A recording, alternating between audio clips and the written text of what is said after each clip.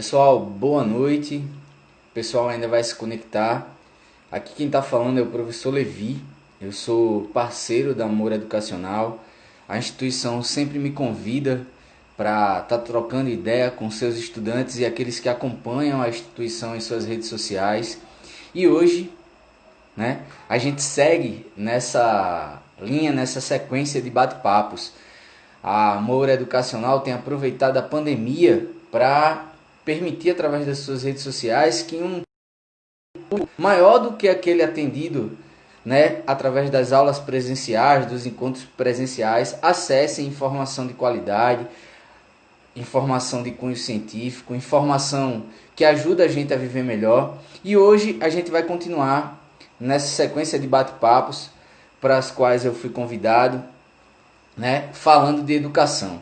E hoje a gente vai conversar da educação a partir de duas perspectivas: da educação enquanto uma política pública, E aí é uma política pública que cumpre objetivos que já estão postos naquele estado, naquela sociedade ideal de ser humano, e também a prática educativa em si, que permite, concretizando essa política pública através da ação propriamente pedagógica, da ação didática, da ação do professor, permite, quem sabe, a sociedade caminhar para o alcance, para o cumprimento daqueles objetivos pelos quais a educação está posta.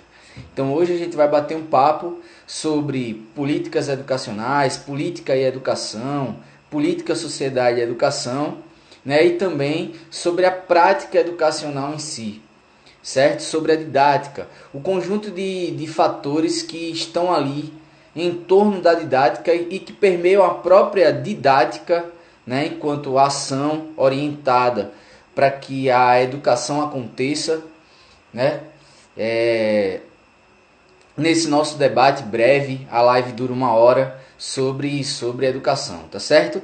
Para quem não me conhece, só para ficar registrado, eu sou Levi Brandão, eu sou graduado em Ciências Sociais, tenho algumas especializações na área da educação, inclusive especialização sobre didática e políticas educativas, que são duas áreas que eu me interesso bastante: políticas educacionais, políticas públicas, política e educação, e didática. Porque eu penso que o fazer do professor, ele demanda, inclusive o conhecimento teórico da didática. Então por isso que eu fui buscar estudar sobre esse campo, sobre essa área do saber, E como eu disse, eu sou formado em Ciências Sociais e aí eu fiz um mestrado em Sociologia. Também tive a oportunidade de viajar para fora do país, Inclusive nessa viagem de estudos, durante os tempos que a gente passou fora, a diretora, a representante maior da Amor Educacional estava junto lá, a Rosa Trícia, e lá a gente teve a oportunidade de, numa incursão muito interessante, em outro país, estudar sobre educação, em nível de mestrado também. Então vamos lá, pessoal. Passados aí 4 minutos, eu acredito que uma boa quantidade de pessoas que tem o interesse de acompanhar ao vivo a transmissão já se conectou e a gente começa a falar. Antes de começar a falar propriamente dito, eu gostaria de lembrar que esse vídeo vai ficar salvo tanto no IGTV, só não vai ficar salvo se der algum problema técnico aqui na hora de salvar, mas a ideia é essa: vai ficar salvo no IGTV, a gente vai postar um lembrete nos stories e também posteriormente vai ser salvo na página do YouTube, da Amor Educacional, tá certo? Como as outras lives, como os outros bate-papos, tanto os que foram feitos por mim, como pelos outros parceiros, pelos professores convidados, aqueles que estão mais presentes, que fazem efetivamente parte da Amor, ou aqueles que são convidados esporadicamente para trocar uma ideia. É importante salientar também que a Amor Educacional está organizando um evento fantástico que vai ocorrer no próximo final de semana. Então procura nos feeds aí do Instagram da Amor Educacional, dos dois Instagrams da Amor Educacional, informação sobre o simpósio que ela está organizando. Eu irei participar desse simpósio batendo um papo cabeça tentando fazer uma reflexão com quem estiver acompanhando sobre os desafios que estão postos para nós seres humanos nesse momento de pandemia. Eu penso que a gente está no ponto de mutação, mas se a gente vai mudar, só depende de nós. Então, com essa mensagem de que depende de nós, vamos falar sobre política, sociedade, educação e o fazer educacional, certo? Então vamos que vamos. Quem quiser, me segue lá nas minhas redes sociais. No Instagram é Sociologia na Cabeça, sem acento e tudo junto. Então fica Sociologia na Cabeça, certo? Acompanha lá, Sociologia na Cabeça. Todo dia eu estou postando, produzindo e postando conteúdo para abrir a mente, para que a gente tenha um pensar mais livre, crítico e que ajude a gente a crescer. Inclusive, esse é o papel, né, ideal da educação. O papel da educação é justamente esse: promover o desenvolvimento humano, né? Promover, em linhas gerais, o aperfeiçoamento, a evolução, o crescimento do ponto de vista cognitivo, físico, intelectual, social do ser humano. É claro que a educação, pelo conjunto de instrumentos e pelo que ela especificamente trata, né, onde ela atua, ela pode atuar, né, na contramão disso que eu estou dizendo. Mas se espera que a educação contribua para que o ser humano melhore, para que o ser humano evolua. Certo, pessoal? Né? Mas esta é apenas uma perspectiva. Esta é a educação que eu defendo, esta é a educação que Amor Educacional defende, né? Esta é a educação que nos documentos que regem a educação, que orientam a educação no Brasil, nos documentos, está posto. Na prática é outra história. Certo, pessoal? Hoje a minha prática é perpassada, está marcada por esse ideal: a construção de seres humanos melhores e de uma sociedade melhor. Beleza? Vamos lá. Então, vamos pensar junto. A escola, pessoal, ela é uma instituição. O que é uma instituição social? Uma instituição social é um conjunto de regras, um conjunto de lógicas que transmitem moral, né, para as pessoas que fazem parte daquele grupo que compõe a instituição, daquela organização, ou para outros grupos da sociedade. A escola, ela tem o papel geral de transmitir cultura, de transmitir aquilo que é necessário para que qualquer pessoa faça parte da sociedade. Sendo que a escola que atua promovendo a educação, ela atua promovendo a educação de uma maneira muito específica. Uma educação, né, sistematizada, com base em estudos, com base em toda uma trajetória que traz, né, na sua bagagem uma grande carga de conhecimento científico, de conhecimento técnico.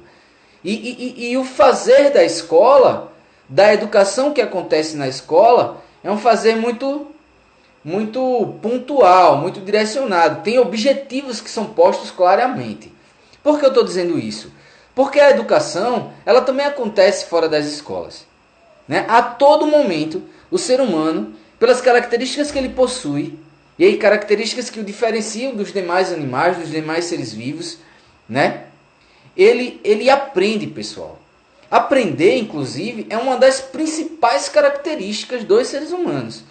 Nós, né, eu tive a oportunidade de dizer isso, inclusive em live aqui, transmitida pela Amor Educacional, nessa última segunda-feira, né, trocando uma ideia com um outro público da Moura. O que acontece? Né? Nós somos seres que aprendemos, pessoal, que aprendemos o tempo todo. E nessa perspectiva, só para vocês entenderem o quão importante é aprender para o ser humano, né? É fundamental que vocês tenham em mente, e vale mencionar aqui, reiterar, que o ser humano não nasce pronto. Nós somos frutos das nossas aprendizagens. Nós não nascemos prontos.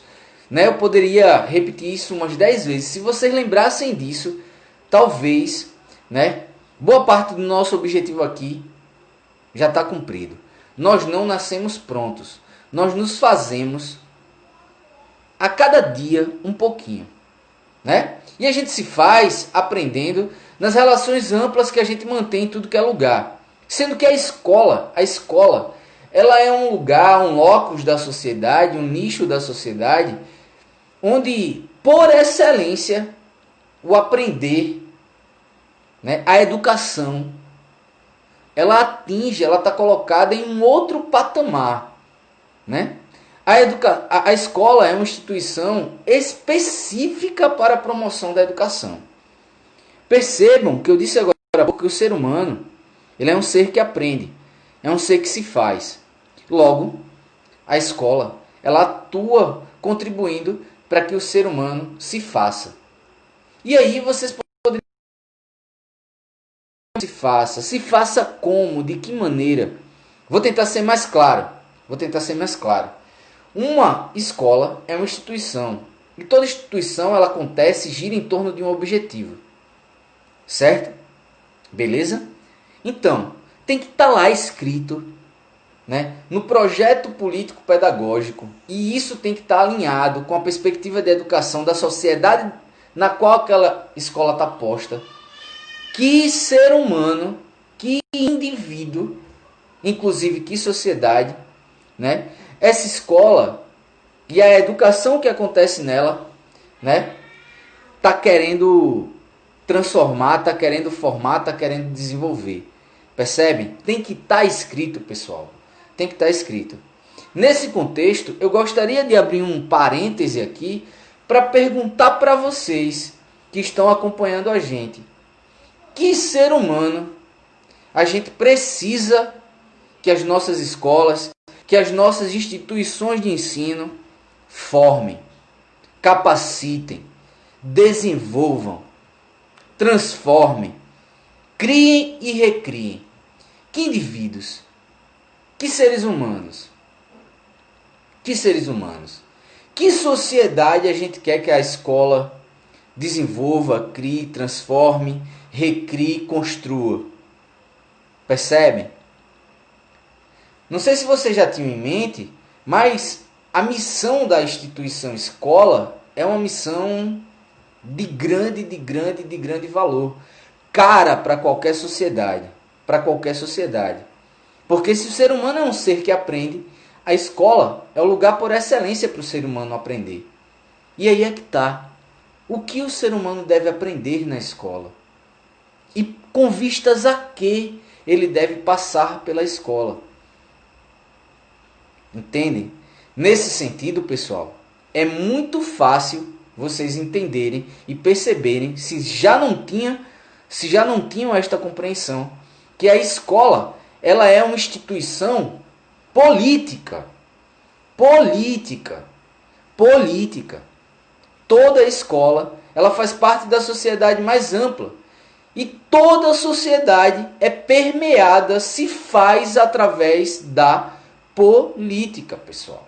Da política. Uma galera nega a política. Um monte de gente nega a política. E isso é a maior doideira que pode existir. Por quê? Negando ou não, todos vocês que estão aí, né, interagindo comigo, todos vocês que, né, estão aí que não estão interagindo comigo, todos os seres humanos que vivem em sociedade são seres políticos. Mas aí o que é que tá? Né? O que é que tem? Qual que é a parada? Muita gente, quando pensa em política de um sentido bem restrito. Pensa apenas numa dimensão da política, né? Da dimensão da política através do Estado, dos políticos, dos partidos. Essa é uma dimensão da política, pessoal. Nós somos seres políticos, como disse o Aristóteles. Ele disse isso quando ele também disse, em um livro chamado A Política, né, que nós somos seres sociais. A política, ela faz parte da vida humana, porque a vida humana, ela é marcada por jogos de poder, por jogos de interesse, por relações conflituosas. Tem aqueles que mandam, aqueles que obedecem. Tem aqueles que obedecem, mas não querem obedecer. Tem aqueles que dominam e aqueles que estão sendo dominados, que podem não querer ser dominados, percebendo o processo de dominação, e que lutam, que atuam para não serem dominados. As relações de interesse, elas se dão em todos os lugares. Agora a gente está mantendo uma relação política, uma relação marcada por interesses. Vocês devem estar querendo aprender. Eu com certeza estou querendo transmitir aqui uma informação que ajudem vocês a aprenderem alguma coisa. E nesse contexto, né, tudo que eu vou falar aqui é marcado por uma visão de sociedade que eu tenho. E que é a visão que, em linhas gerais, os grandes teóricos da educação, já que a gente está falando aqui da educação, aqueles que pensam a educação para a construção de um ser humano e de uma sociedade melhor, também defendem.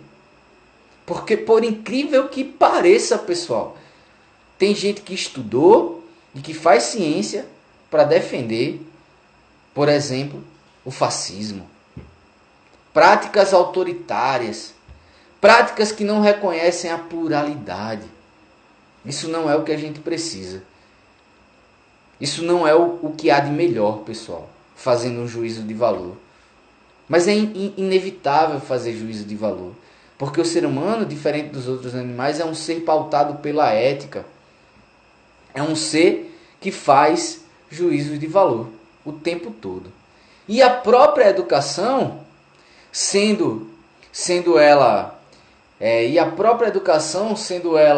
permeada, né, e um processo que acontece, né, numa sociedade que é política, e a própria educação é marcada por uma ética, por uma moral, né, por interesses.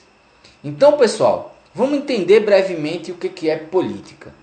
A política, ela se faz tanto como gestão das relações de poder, gestão da vida em sociedade, como ela é também todo esse conjunto de relações. Onde tem poder, tem política. Onde tem poder, tem política.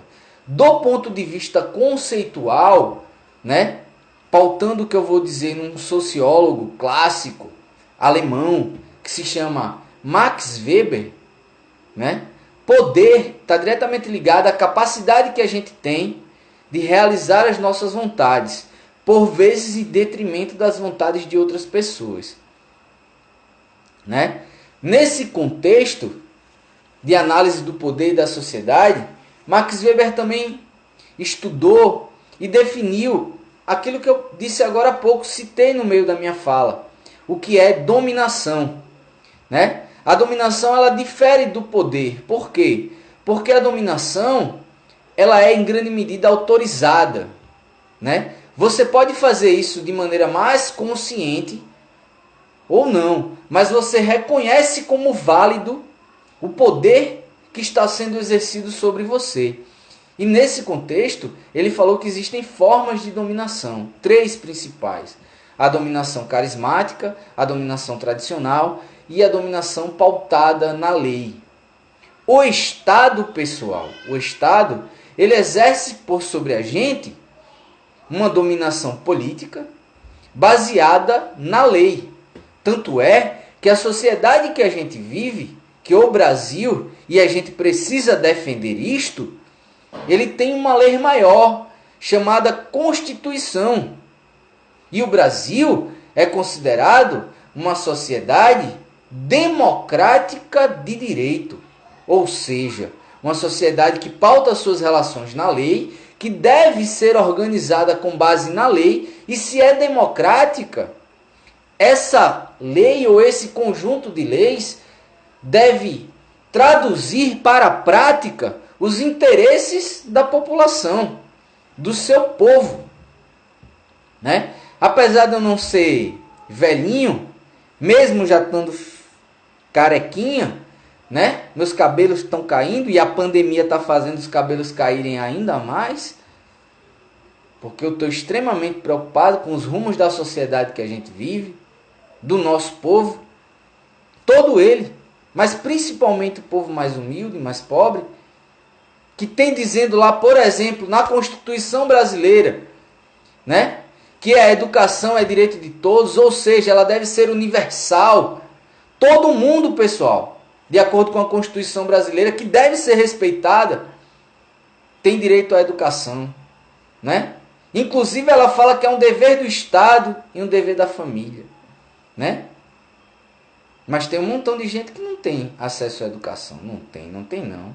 É facinho da gente ver. Peguem os dados do IBGE, peguem os dados da Unesco, né, da ONU, peguem os estudos, tem estudo de instituição privada, Fundação Getúlio Vargas, né? Um montão de estudo mostrando que tem muita gente no nosso país que é tão desigual que não tem acesso à educação.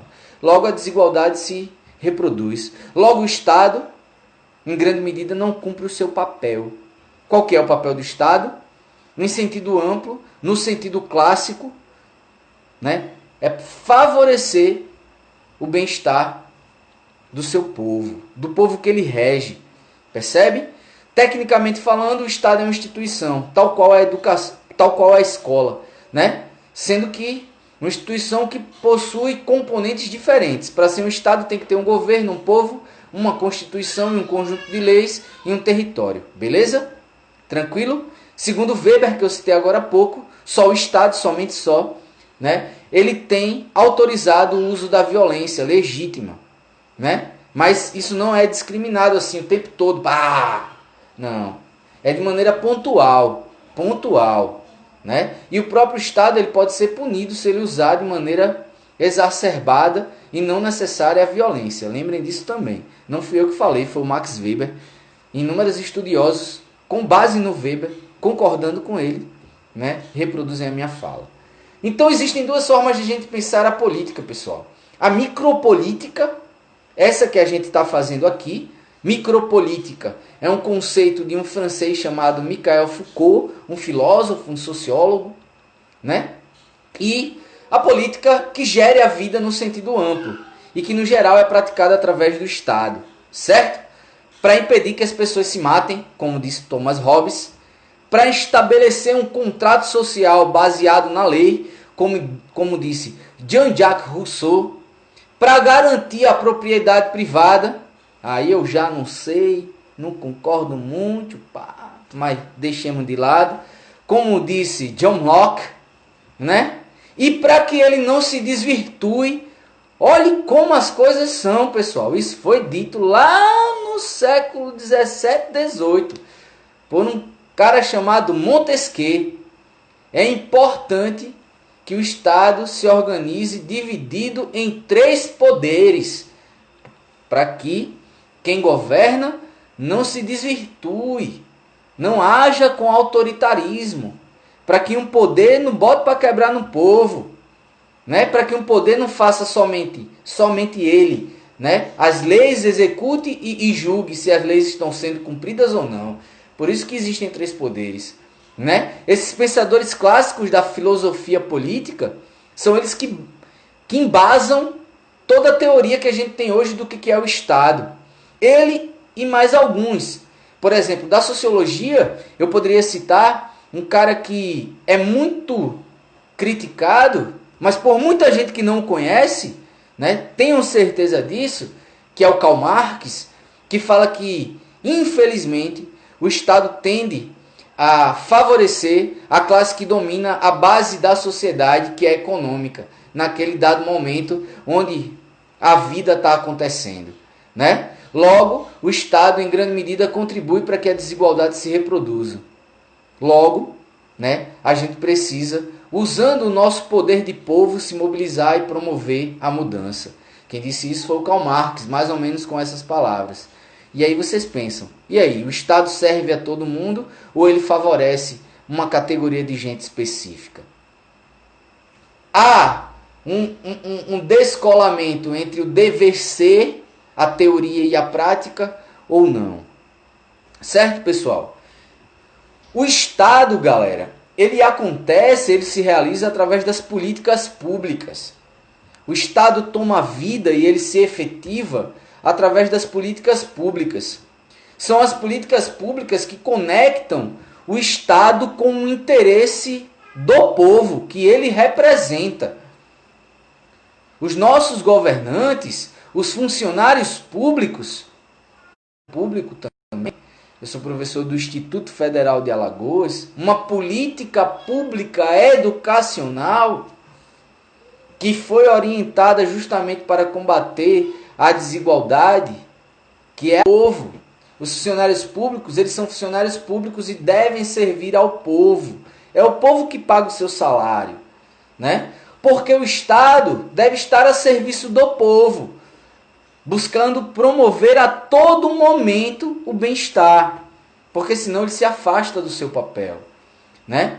Foi pensado pelos filósofos modernos, foi pauta de muitas revoluções no século XIX e XVIII, século XIX principalmente, né? Esse ideal de que a sociedade tem que ser efetivamente democrática, de que tem que se basear na lei. Para ser democrático, o povo tem que ter liberdade e igualdade. Liberdade e igualdade. Não é só liberdade sem igualdade ou só igualdade sem liberdade. Percebe? São os dois pilares básicos. Para ser democracia, o povo tem que ter voz. Para ter voz, o povo tem que ter educação. E tudo isso vai acontecer a partir da ação do Estado, que se dá através das políticas públicas, pessoal. A política pública mais corriqueira, aquela que o Estado cumpre o seu papel mesmo ali, do cotidiano, da prática, são as políticas distributivas. Tem também as políticas redistributivas, através das quais o Estado tenta sanar algum problema que foi, em grande medida, inclusive, né, que aconteceu, inclusive, com a anuência, entre aspas, do Estado. Por exemplo, né, no Brasil, que é um país extremamente desigual, um monte de gente está na desigualdade porque, pensando a história do Brasil, o Brasil foi colonizado, teve gente escravizada, né? A escravidão foi abolida do ponto de vista formal, né? Mas até hoje me parece que tem gente que é escravo. E aí é papel do Estado criar mecanismos para que isso daí seja superado. E ele faz isso através de políticas redistributivas, que oferecem para o povo aquilo que já é do povo, mas que ele não tem acesso. Olha que doideira. Olha que doideira. E aí ele cria políticas como Bolsa Família, percebe? Faz a reforma agrária, cria as cotas, entendem? E tem também, né, as políticas públicas regulatórias, que servem para fiscalizar a própria ação do Estado e as próprias políticas públicas, né? Esse papel de criar a lei que rege, que regulamenta, que fiscaliza, né, em grande medida, que orienta a ação do Estado, né, pensando na divisão dos três poderes, é o foco de atuação principal, né, do poder legislativo. Certo, pessoal? Lembra o que eu falei do Montesquieu? Três poderes, né, um fiscalizando o outro, inclusive, né, mediando as coisas, equilibrando o jogo de poder, para que o povo não se quebre. Falando no bom português do matuto, daquele cara do pé no chão, para que o povo não se lasque. Né? Os três poderes servem para isso. Certo, pessoal? Então vamos que vamos. A escola é uma instituição política. Logo, né, ela se pauta numa ética e ela tem um objetivo. Para que o objetivo seja cumprido, ela precisa que as pessoas que fazem parte dela atuem. Agora, eu estou aqui trocando ideia com uma galera que está conectada comigo, né? Atuando como representante de uma instituição que presta serviços educacionais. O meu papel aqui hoje era falar e de uma maneira que instigue quem está participando a pensar e que favoreça o entendimento de quem está participando de educação e política educacional e de educação e ação educativa propriamente dita, ação pedagógica, ação didática para que a educação aconteça. Essas duas dimensões. Desde quando começamos a live, eu, representante de uma instituição de ensino, de uma organização, né? A convite desta organização, estou aqui papeando. E toda vez que me chamar, eu venho. Porque eu gosto de falar mesmo. Eu penso que falando assim, eu ajudo a sociedade a ficar melhor, né? Se quiserem, né, manter o contato comigo, segue lá, Sociologia na Cabeça. Quase que quando eu botei o nome do Instagram, eu botava Sociologia no Juízo. Porque, olha, pessoal, parece que eu sou inspiradinho, mas não sou não, não sou não. Eu tenho juízo, mas tem tanta gente por aí que não tem, que é alienadazinha. Vamos aproveitar e vamos falar disso. Qual que é o papel da sociedade? Da sociedade não, da escola. É reproduzir a sociedade e manter as pessoas alienadas, como robôs, ou é fazer o povo pensar? Percebe? É preparar o povo para ser escravo, ou é preparar o povo para ser liberto? A gente poderia dizer até, é preparar o povo para ser escravo, ou é preparar o povo para ser senhor de si mesmo e de mais ninguém? Porque se é senhor do outro, é escravidão. Tá oprimindo. A escola deve preparar a gente para vivermos e reproduzirmos uma sociedade opressora ou uma sociedade justa. Já ouviram falar do Paulo Freire? Pô, Paulo Freire é um dos maiores, pessoal. E a gente haja gente que negue isso, viu, pessoal? Inclusive aqui no Brasil, olha que doideira. Paulo Freire, que é brasileiro.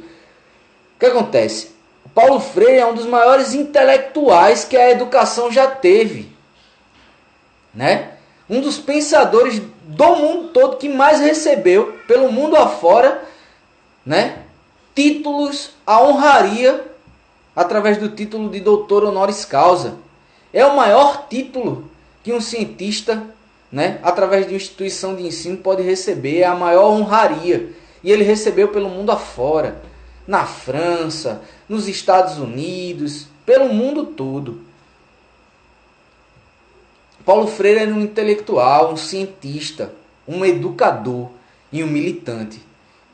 Um militante em que sentido? Uma pessoa que atuava fortemente, era um ativista que defendia os direitos dos seres humanos.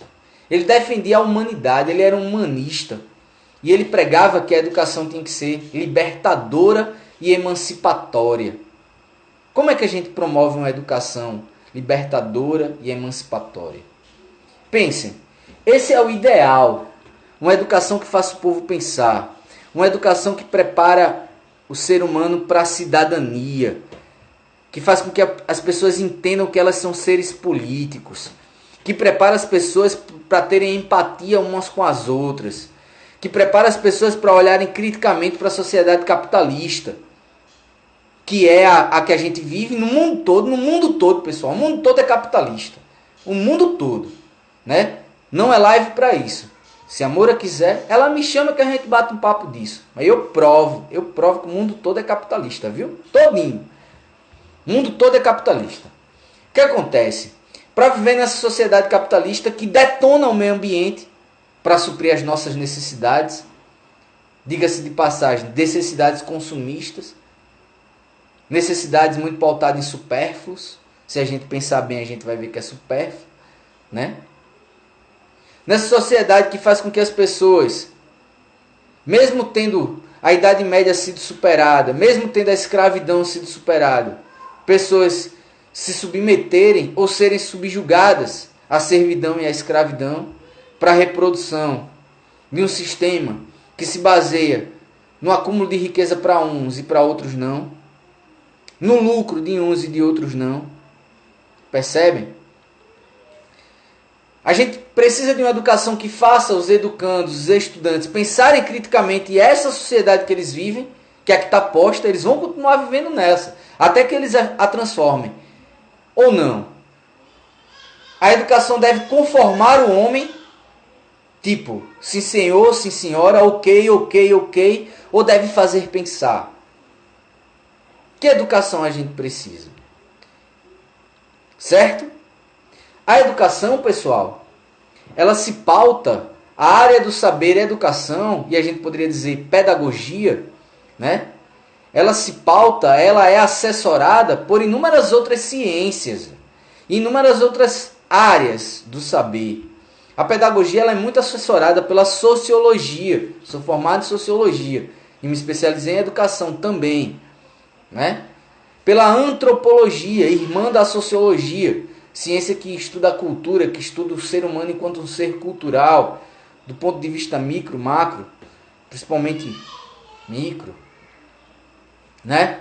Pela ciência política, pela psicologia, que tenta entender os processos mentais, né? A psique humana, a subjetividade, o desenvolvimento humano, como que a gente aprende, como que a gente bota para fora o potencial. A pedagogia se pauta em tudo isso, pessoal, né? O que acontece? A pedagogia, ela é a área do saber que estuda o processo educacional, os processos que envolvem a educação, num sentido mais amplo. Então, percebam que a pedagogia ela estuda a escola, mas ela estuda também a educação fora da escola, né? Inclusive, para quem estuda pedagogia, se liga nisso, né? Eu não curto a sociedade capitalista, mas a gente vive na sociedade capitalista, né? Então presta atenção. Por quê? Porque você pode atuar, inclusive, em organizações que não são escolas. Por quê? Porque em todo lugar a gente aprende. Em todo lugar se produz conhecimento, né? E o pedagogo, a pedagoga, é o cara, é a carinha que, né, se especializou em aprender, em entender e compreender os processos de aprendizagem, de construção do conhecimento. Beleza? Espero que vocês tenham entendido a definição, porque não dá mais tempo para repetir. Vou pular. Vou pular sim, para um outro assunto. Não vou pular aqui não, porque nem vai dar certo eu ficar pulando aqui, né? A pedagogia, né, e a educação, para que ela se efetive, ela precisa que pontes sejam construídas entre o ideal que está posto, que orienta a cabeça dos educadores, né, e o objetivo final que está posto lá também para que os educadores alcancem. Os educadores vão alcançar esse objetivo percorrendo um caminho. E este caminho, pessoal, este caminho todinho, da prática educativa em si, da ação pedagógica, é um caminho pavimentado pela didática. Porque hoje eu estou sendo tão expressivo no meu modo de falar, fazendo caras e bocas, mudando o meu tom de voz, porque infelizmente, ou felizmente, né, pensando que a gente está longe, mas está perto, que a gente está colado, mas não está junto, né? Ou que a gente está junto, mas não está colado fisicamente, depende do ponto de vista. Lembram da música do Luan Santana? Eu estou me valendo desses recursos retóricos aqui, eu estou brincando aqui com as palavras, com as minhas expressões, com a entonação, estou levantando questionamentos justamente para cumprir o meu papel enquanto educador, enquanto professor, enquanto palestrante aqui. Enquanto cara que está querendo efetivamente levar uma mensagem, uma informação massa para vocês que estão seguindo aí. Percebe? Então eu estou me valendo da minha bagagem de educador e que tem nela um monte de estudo sobre didática. Percebe? Eu estou provocando vocês, eu estou mexendo, tentando pelo menos mexer com as emoções de vocês enquanto eu mexo aqui com as minhas expressões, enquanto eu falo com o olhar, enquanto eu não falo somente com palavras e com a minha voz, enquanto eu falo com a minha mão, né?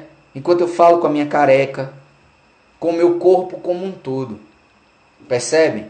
Eu estou me valendo de estratégias didáticas. Então, a didática, ela visa concretizar, né? Ela permeia, ela cria o chão para que o processo de ensino e aprendizagem alcance se concretize, se realize, pessoal, se realize. Então percebam, inicialmente a gente conversou sobre a educação pautada, né, na política, a educação como processo político, a educação que se realiza através de políticas públicas, né? A educação brasileira é orientada por uma lei que é fantástica, né, mas que infelizmente, porque para que ela aconteça é necessário vontade política. Essa lei não é orientada por um projeto de sociedade, é fácil também comprovar isso. Inclusive agora, ainda mais fácil, eu estou falando da LDB. Para que ela cumpra o que está escrito lá, é necessário que os políticos que governam a gente que eles queiram que ela se efetive. Não sei se vocês sabem, só abrindo parênteses, volto já para a didática, né? Existe no Brasil o Plano Nacional da Educação, pessoal, né? De desenvolvimento do Brasil através da educação.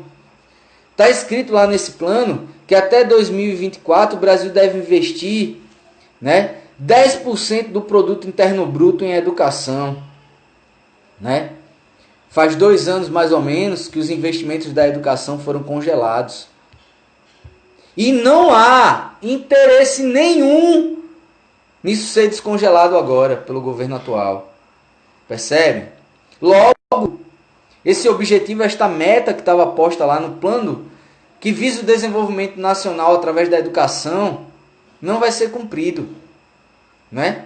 Está previsto na Constituição que o Brasil tem que investir, se eu não estou enganado, 7% do seu produto interno bruto. 6%, 7%, agora me falha a memória. Me desculpem, mas é fácil de achar isso na internet, né? Em educação. O Brasil investe 5, 4 e pouquinho, e olhe lá. E olhe lá. Certo, pessoal? E como é que isso é investido? Percebe? Para que a política aconteça, a política de gestão da vida, para que as políticas públicas, elas efetivamente cumpram o seu papel de estabelecer o bem comum, os políticos que governam a gente têm que querer. E para que eles queiram, a gente tem que atuar enquanto cidadão. Mas para que a gente atue enquanto cidadão, a gente tem que ser formado para atuar enquanto cidadão. A gente tem que desenvolver essa consciência cidadã. A gente tem que sair da acomodação enquanto cidadão. Porque é o cidadão que fomenta no político o interesse de fazer as coisas. Porque nem todo político, pessoal, ele chega ao poder pensando no povo. Praticamente todos chegam no poder, né, com uma retórica que defende o bem-estar do povo, mas nem todos estão efetivamente preocupados com isso, né? E para que a gente, inclusive, saiba distinguir o joio do trigo, né, não é assim que se diz? Aquele que está falando abobrinha, que está sendo hipócrita e demagogo, daquele que efetivamente quer o seu bem, que é o nosso bem, a gente precisa ter uma formação política legal. Nesse sentido, pessoal, depois olhem lá no Sociologia na Cabeça, até semana que vem, para quem está assistindo ao vivo e para quem já vai acessar isso nos próximos dias. Hoje é 5 de junho, eu e outros colegas estamos oferecendo um curso de formação política e cidadã de graça, viu, pessoal? Olha lá, Sociologia na Cabeça, é de graça, é de graça. Por quê? Porque a gente quer um mundo melhor, certo? Para que a gente tenha um mundo melhor, a gente tem que atuar enquanto cidadão, tem que mobilizar os políticos a cumprirem o seu papel de garantir o atendimento aos nossos interesses, de garantir, através de uma ação que vise propriamente o nosso bem comum, o nosso bem comum. Certo, pessoal? O que acontece? A gente já falou dessa dimensão da educação. Agora, vamos que vamos, pensar a outra dimensão, a prática, né, pedagógica que se realiza através da ação pedagógica, da ação educacional, através do processo de ensino e aprendizagem, duas faces de uma moeda. A educação acontece através do ensino e da aprendizagem, né? Através do ensino e da aprendizagem. E a didática, ela tem um papel fundamental. Ela cria pontes, pessoal. Ela cria pontes. Tem um conceito que eu acho muito interessante. E por si só, né, já diz muita coisa, só o termo já diz alguma coisa, né, já ajuda a gente a entender, né? Eu escutei mais de uma vez fazendo formação, estudando, e depois eu li sobre isso várias vezes, e eu saio falando por aí, né, que o professor, ele realiza a sua prática pedagógica, a sua prática profissional, né, promovendo a transposição didática. Olha só, o papel do professor é criar pontes, né? É conectar as pessoas. Percebe? E conectar as pessoas entre elas e as pessoas com a educação. Pegar o conteúdo dentro do ambiente da escola, seja esse espaço virtual ou físico, né? Orientado por uma política de Estado, orientado por um paradigma de sociedade, por uma filosofia por uma visão de mundo, né? O professor vai pegar o estudante, vai conectar um conteúdo pautado nessa visão de mundo e vai promover assim a educação. Percebe? Percebe? E a transposição didática visa justamente pegar aquele conteúdo que às vezes tem uma linguagem difícil, né? Científica, pensando no ensino superior, né? E transformar em um conteúdo aplicável no cotidiano, pessoal, no dia a dia. Um conteúdo que serve para a nossa vida, né? Então, deixa eu dar um exemplo de como fazer uma transposição didática. Sou eu, professor de matemática, e aí eu escrevo lá no quadro: 1 mais 1 igual a 2. Então estão lá símbolos no quadro, né? O símbolo 1, o símbolo algarismo 2, o símbolo sinal de igualdade, o símbolo soma, mais, né? Eu usei um monte de símbolo para falar 1 mais 1 é igual a 2. E aí como é que eu promovo a transposição didática? Né? Eu promovo a transposição didática quando eu não somente faço com que o estudante repita 1 mais 1 é igual a 2, mas quando eu faço com que ele entenda que se eu pegar uma maçã e pegar outra maçã aqui, eu vou ter 2 maçãs. Que se eu pegar uma maçã e comer ela, 1 menos 1, eu vou ter nenhuma maçã, mas vou estar de bucho cheio. Percebe? Isso é transposição didática, pessoal. A didática, ela promove a transposição da pedagogia para a educação efetivamente, para a aprendizagem efetivamente, e dentro deste contexto ela promove a transposição didática, o conteúdo para o mundo prático, a teoria para a prática, o conceito para a realidade, o não saber para o saber. Certo, pessoal? Só pensando em projeto de sociedade de escola, depois pesquisem, né? A Unesco, no começo do século XX, escreveu um material chamado Educação, um Tesouro a se Descobrir, né? Alguma coisa nessa linha. E lá tem posto os 4 pilares nos quais devem se pautar a educação, né? E aí hoje a escola, ela não tem o papel de transmitir conteúdos, ela tem o papel de promover a educação no sentido amplo. E eu vou provar com base no que está escrito lá nesse material feito pela Unesco, e feito pela Unesco assim com inúmeros intelectuais de renome do mundo todo, né? Tem dizendo lá que o papel da educação, ela é atingida quando a escola, né, ela ensina as pessoas né, ela faz com que as pessoas aprendam a conhecer. Ela faz com que as pessoas aprendam a fazer, conhecer teoria, fazer prática, mas também ela estimula as pessoas a aprenderem a viver junto, a conviver. Olha só, tá vendo? Precisamos, por exemplo, entender que vivemos num mundo plural. E também, pessoal, num mundo que é extremamente diversificado, e essa diversificação deve ser vista como um valor, né? É papel da escola, e a educação acontece quando a gente oferece para os estudantes subsídios para que eles sejam, para que nessa miríade, nesse caleidoscópio de possibilidades que estão postas, né, ele escolha, ele desenvolva a sua identidade, o seu eu, que ele tenha autonomia crítica, né? A própria Unesco estava pautada lá no que em grande medida, pelo menos na teoria, né, existem críticas a esse material que dizem que ele se alinha com um projeto de sociedade capitalista, aquela lógica de competência, habilidade, né? Mas, né, eu poderia defender os dois. Eu vou defender que isso está alinhado com uma perspectiva de mundo diferente, uma educação emancipadora. Certo, pessoal? Então, o que acontece?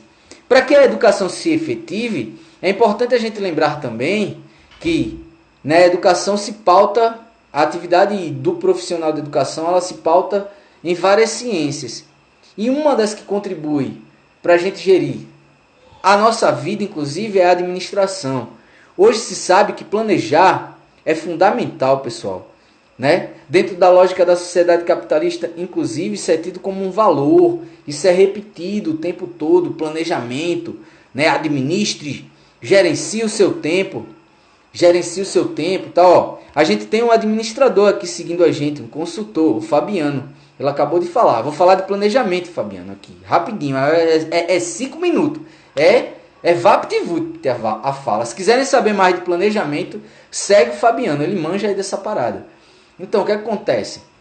Né? Esse termo e essa lógica, ela domina o momento, está muito presente na lógica da sociedade que a gente vive. Lógica empresarial, lógica da autonomia e tal, né? Lógica de você gerir a sua própria vida, de você gerir o seu próprio negócio, de você ser você mesmo a sua empresa e tal. Na educação, não podia ser diferente, tanto nessa perspectiva, como numa perspectiva mais ampla. Realmente, o planejamento, pessoal, sem crítica agora, né? Sem essa coisa ácida, o planejamento ele serve para a gente cumprir objetivos. O planejamento ele serve para a gente alcançar metas. O planejamento é uma ação que faz com que a gente siga um norte, né? Tem um ditado que é muito engraçado, que a galera até posta no Instagram, que diz que quando você não sabe onde você quer chegar, né, qualquer lugar serve. Eu não penso assim. Eu penso que quando você não sabe onde você quer chegar, nenhum lugar serve, pô. Nenhum lugar serve. Por quê? Porque você não vê sentido em nada, pô. Você só tá ali, ó. Não tem significado para você, né? Uma Maria vai com as outras, pessoal, né? Ela só parece às vezes que tá feliz, né? Mas ela é um ser que é tipo, tá ligado? Tá ali, na penumbra, galera. Não tem consciência das paradas. Então, nenhum lugar serve. O planejamento serve para a gente alcançar o nosso objetivo. É tipo uma bússola, né? Que aponta para um azimuth, para um norte, um caminho, né? Inclusive ele serve para a gente antecipar o que a gente vai fazer. A gente elabora na cabeça, coloca no papel e depois a gente checa, replaneja, avalia. A avaliação faz parte do planejamento, se a gente está num bom caminho, né? E aí a gente pode pensar o planejamento, pessoal, dentro do contexto da educação em várias perspectivas, né? Na perspectiva mais ampla do Estado. Então o Estado planeja suas políticas públicas, o conjunto de políticas públicas, os programas, né? Tem planos, tem os programas, né? A escola, ela deve pautar o seu fazer cotidiano, também no planejamento, né? Vocês que estudam pedagogia pagam matérias específicas sobre isso, né? Então vamos pensar, né? O planejamento pedagógico da escola, ou então planejamento político-pedagógico da escola. A gente pensa o regimento da escola, que também tem a ver com planejamento, é uma orientação moral, uma orientação da conduta, é o código de ética da instituição, né? É um planejamento, tá lá posto que a gente quer alcançar, né? Pensando o cotidiano, para que esse planejamento pedagógico, esse planejamento maior da escola se efetive, a escola desenvolve um montão de planos de ação, um montão de projetos menores, né? O próprio professor, ele deve planejar o desenrolar daquele currículo que traz um montão de conteúdos que ele deve falar sobre, que ele deve desenvolver ações que façam as pessoas aprenderem coisas relacionadas àquele conteúdos, habilidades, competências, modos de pensar, modos de fazer, né? Então ele planeja o seu plano de curso, o seu plano de matéria, né? O professor ele planeja a sua aula, né? Plano de aula, né? Então o planejamento, né? Ele planeja, inclusive, dentro da aula, uma atividade específica. E o planejamento, todo planejamento, eu já fiz uma live falando sobre isso, né? Planejamento de estudo, eu acho que chamava Organização, Planejamento e Estratégia de Estudo, né? Deve estar, né, na página aí da Moura. O que acontece? Todo planejamento ele é marcado por alguns componentes que sempre estão lá, pessoal. Que é, você sempre vai ter que dizer o que você está fazendo, né? O que você quer, sobre o que se trata aquilo que você está pensando. Então, todo planejamento tem um tema, né? Responda a pergunta o quê. Todo planejamento tem um objetivo. Então, ele responde a pergunta para quê. Todo planejamento tem uma justificativa. Então, ele responde a pergunta por quê. Todo planejamento, ele acontece dentro de um período de tempo. Tem um cronograma, né? Então, ele responde as perguntas: quando, onde, por quanto tempo, né? Todo planejamento deve ser orientado por referenciais teóricos, já que a gente é cientista, atua no campo acadêmico, né? É profissional do nível superior. Então tu estuda, fundamento que tu vai fazer, miserável, né? Pensa junto com alguém e coloca lá as referências. E todo planejamento tem uma metodologia, então ele responde a pergunta como. A referência é com quem, com base em quem. E a metodologia é o como. Como você vai fazer. A didática, pessoal, ela atua muito nesse como. Muito nesse como. Né? Quando eu falei agora há pouco das minhas caras e bocas, da minha mudança de tom de voz, não ficar monótono assim o tempo todo, ou gritando o tempo todo. Eu estou variando, né? Estou de vez em quando dando um sacode iaiá. Estou de vez em quando levantando um questionamento. Estou fazendo aquela pausa para você pensar. Tudo isso é estratégia didática. É o como fazer, né, uma live, uma aula, sem usar a projeção, sem mudar de tela, né, através da retórica da oratória. Percebe? Então, um componente fundamental para que a gente tenha sucesso, né, na realização das nossas ações no contexto da escola é o planejamento. Certo, pessoal? E aí, pessoal, para pensar também a didática, que pensa o conjunto amplo daquilo que é necessário se pensar para orientar o fazer, a ação didática, a ação pedagógica, a ação do profissional da educação e para que a escola cumpra os seus objetivos educacionais, que é fazer com que as pessoas aprendam, né? Através do ensinar, mas o ensinar e o aprender se conectam o tempo todo. Inclusive, pessoal, né? Normalmente quando eu vou dar palestra, quando eu falo com alguém, quando é o meu primeiro contato, ou quando eu escrevo sobre educação, sobre esse tema, eu falo que antes do professor aprender a ensinar, ele deve se interessar por aprender a aprender. Certo, pessoal? Aprender a aprender. Então, o professor é um cara que deve se especializar em aprender. Beleza? A didática, ela é uma área de conhecimento que fala sobre aprender, né? Ações que levam as pessoas a aprenderem. Beleza? Tranquilo? Então vamos lá. Sigamos. Para terminar, a avaliação é fundamental no contexto do processo de ensino-aprendizagem, no contexto da educação e no contexto da nossa própria vida. A gente tem que olhar criticamente para aquilo que a gente está fazendo. Será que eu estou realmente no caminho que eu pensei que deveria seguir? E aí, para terminar, pessoal, né? Fica uma crítica. Será que as escolas elas adotam aquilo que os grandes teóricos da educação falam? Uma avaliação processual, uma avaliação que é construída juntamente com os educandos, com os estudantes, que são sujeitos, que são autônomos, né? Ou as escolas no geral, né, baseiam suas avaliações muito em nota, muito naquela coisa quantitativista, né? Como a gente deve avaliar a nossa vida, a nossa atuação profissional, né? Pensando a educação, a prática escolar, a prática do professor, do docente e a aprendizagem do estudante, né? De maneira qualitativa, de maneira quantitativa, juntando os dois, né?